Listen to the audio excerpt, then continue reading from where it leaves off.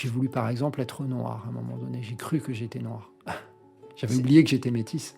C'est des expériences, bon déjà, je ne sais pas si on continue de l'enseigner comme ça, les pays sous-développés. Pendant longtemps, cours d'histoire géo, on parlait des pays développés et sous-développés. Donc c'est sûr qu'à chaque fois que je me retrouvais avec ce type de terme et que je voyais que l'endroit d'où je venais était considéré comme sous-développé, même si on a bien conscience qu'il s'agit de critères socio-économiques, mais on le prend personnellement.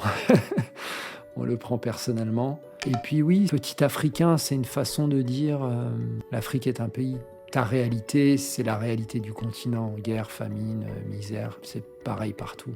Donc de ne pas pouvoir s'expliquer, parce que moi je n'avais pas conscience non plus de venir d'Afrique. Je n'avais pas une conscience panafricaine. Je venais d'un quartier, Kinanira, je venais d'une ville, Bujumbura. C'était ça mon monde, mon environnement. Et c'était comme ça que j'avais envie d'être présenté ou de me présenter. Et donc d'un coup d'entendre des termes qui étaient là pour me désigner, africain, réfugié, sous-développé, c'est des étiquettes que d'autres nous apposent et puis avec lesquelles parfois presque on finit par se les accaparer pour retourner le stigmate comme on dit. Et donc je me suis d'une certaine façon éloigné de ma propre histoire parce que j'ai peut-être voulu être celui qu'on me décrivait. J'ai voulu par exemple être noir à un moment donné, j'ai cru que j'étais noir. J'avais oublié que j'étais métisse.